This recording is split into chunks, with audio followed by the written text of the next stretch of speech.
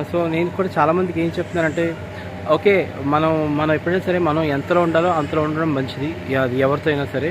మన లిమిట్స్ ఎప్పుడు మనం దాటనివ్వకూడదు. అలాగే వాళ్ళు మన మీదకి ఇచ్చేలాగా లీనియన్స్ మనం ఎప్పుడైనా సరే లీనియన్స్ అనేది ఎవరికి ఇవ్వకూడదు. ఇలా ఇస్తే ఇలాగే ఉంటుంది. అండ్ ఒక నేమ్ ఫేమ్ వచ్చిన తర్వాత దాన్ని అడ్డు పెట్టుకుని చాలా జరుగుతాయి. సో అందుకని మనం చాలా జాగ్రత్తగా ఉండాలి. ఏదైనా సరే మనం కొంచెం జాగ్రత్తగా ఉండాలి. అండ్ హర్ష సాయి అయితే ఖచ్చితంగా న్యాయం అయితే జరుగుతుంది. న్యాయం ఎప్పుడు గెలుస్తుంది ఖచ్చితంగా. అండ్ ఇదే ఇష్యూ రాజ్ తరుణ్ విషయం కూడా ఇలాగే జరిగింది. ఇక్కడ కూడా అంతే. బ్లాక్మెయిలింగ్ అంటే అంతా బాగున్నప్పుడు అంతా బాగుంటారు, అంతా బాగుంటుంది. కానీ ఎప్పుడైతే ప్రాబ్లమ్స్ ఎరైజ్ అవుతాయో దాన్ని అడ్వాంటేజ్గా తీసుకుని అది చేసాడు, ఇది చేసాడు, అది చేసాడు, ఇది చేసాడు అని చెప్తారు. సో ఇది చాలా తప్పు.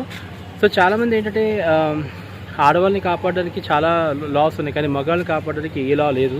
లైక్ ఆడవాళ్ళని కాపాడడానికి షీ టీమ్స్ ఉన్నాయి, మన మగవాళ్ళని కాపాడడానికి షీ టీమ్స్ అనేవి ఏం లేవు కదా. సో విషయం ఏంటంటే అదే అనమాట. సో ఇక్కడ ఏంటంటే విషయం ఏంటంటే ఒక ఈక్వాలిటీ అనేది లేదు. ఫస్ట్ అమ్మాయి పోలీస్ స్టేషన్కి వెళ్ళిందంటే ఇంక అమ్మాయికి అయితే అబ్బాయి ఏదో చేసి ఉంటాడని చెప్పి ఇంక అందరూ అది ఫిక్స్ అయిపోయి ఇంక అమ్మాయిలకే సపోర్ట్ చేయడం స్టార్ట్ చేస్తారు.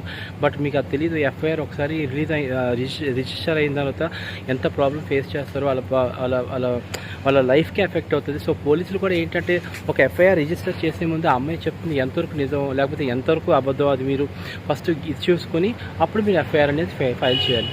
ఓకే.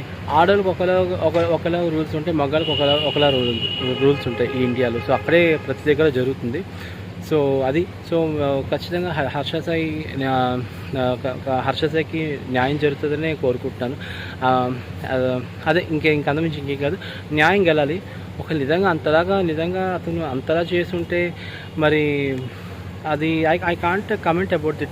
నేను దీంట్లో కమెంట్ కూడా చేయలేకపోతున్నాను, కమెంట్స్ చేయలేను. యాజ్ ఆఫ్ నౌ ఏంటంటే హర్ష సాయి ఏ తప్పు చేయలేదని నేను అనుకుంటున్నాను.